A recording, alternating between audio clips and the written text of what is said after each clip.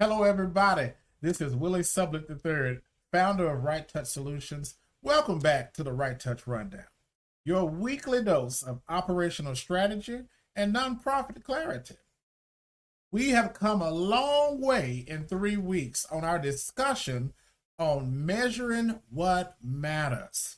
In episode 25, which started the series, we learned the difference between output and outcome. Then we journeyed into understanding how to build a simple way to actually track that outcome. That was our napkin framework, if you remember. This required no research department, no going back to school for more degrees, no wishing upon a star. You could do it, I promise. It's simple. So now you have got the data. You got some good data, real data, and it's sitting in your spreadsheet or some tool that you started that nobody but you and maybe one other person has opened. A few weeks back, we talked about how funders are not just buying your mission or your sob story anymore. They want proof that you can steward that money and produce real results. I believe it was like episode 22 or something. I'll put it somewhere on the YouTube screen, or Jasmine will. She's wonderful. Well, here's the problem. Proof that sits in a spreadsheet is not proof of anything to anybody but you and maybe 2 other people. Today, we're going to talk about what to actually do with that data, with that framework you made, that logic model. You put the work in. Show it off. Data that stays in a spreadsheet does not move anyone to do anything. Data that tells a story does. Very simple. You got it. So, imagine you are in a board, you're a board member for a job training nonprofit. That's what we're going to imagine. Let's all imagine. Okay. During the meeting, the director stands up and talks through 18 months of real good data, enrollment, completion rates, average wage increases quarter over quarter, year over year. They had the outcomes, not inflated vanity numbers, but real actual data. However, they read to you off of a slide, one line at a time. And by slide 4, you looked over and saw 3 board members checking their phones, plus I'm quite sure that Paul is asleep in the corner. After the meeting, you walk up to the director and ask, out of everything that was on those slides, what's the number one thing that actually matters, something I should care about? Without hesitation, they responded, 68, that's a good number. 68% of our graduates are still employed a year later. My friends, that should have been the whole presentation. They could have led with the person piece first, then tell about the one graduate, then tell about that 68% is what happens for other people like him. The rest of the data is just backup.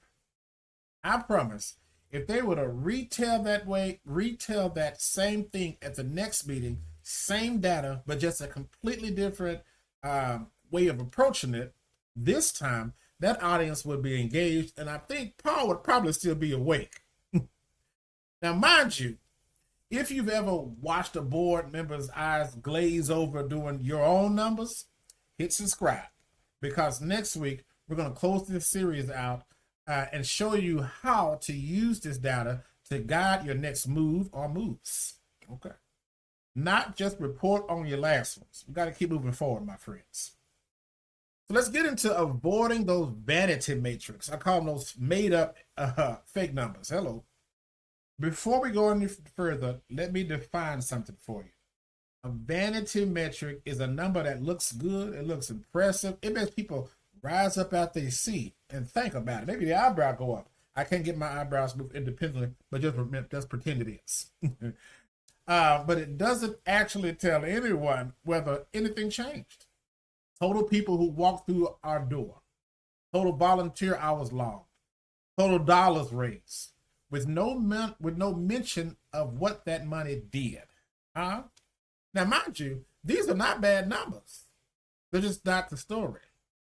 Remember the food pantry we talked about last week, right? We didn't lead with boxes handed out. We led with fewer meals skipped. Use that same instinct here. If a number makes you look busy but doesn't answer what changed, that's a supporting detail. So they can get a win an award for best supporting actor, but it's not the headliner. Okay? Think about that. And let's be honest about what didn't work. So think, that same director also had to tell their board that completion rates had dropped in one specific program track that year. This time, they didn't bury it in a footnote. They named it directly, explained why. It was transportation had become a real barrier for that group, and showed that fix already underway in partnership with a ride-sharing voucher program to close the gap. Huh?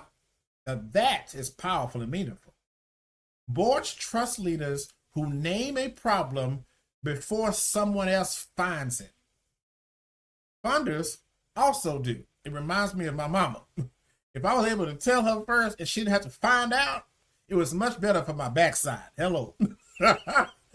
Leading with a shortfall you are already working to solve builds more credibility. It builds more trust than a report with nothing but wins on it.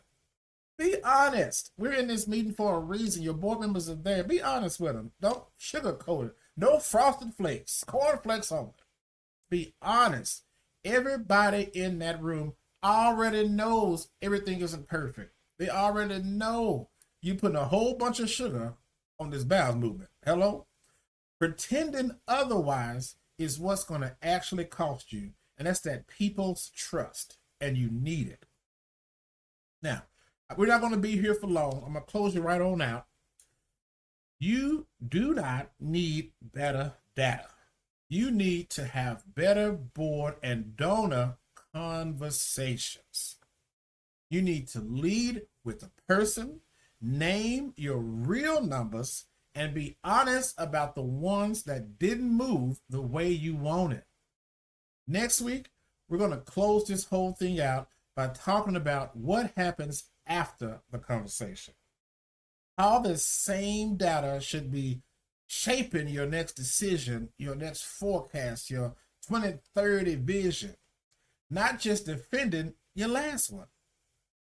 Now, with that, I'm going to get on out your way. It's Friday. I want y'all to have a good day. Get out, you're done hearing all of me. I want to thank you for tuning in this week for the RightTouch Rundown. And if this changed how you're thinking about your next board report, share it with a leader who's still burying the lead, still in the bushes and in the weeds. Their best story is still in the spreadsheet. Pull it out. Help them. Send them this link. Don't you gatekeep. We don't do that around here. And remember, mission moves best with structure. I will see you next week to close this out. Have a great weekend and be safe, my friends.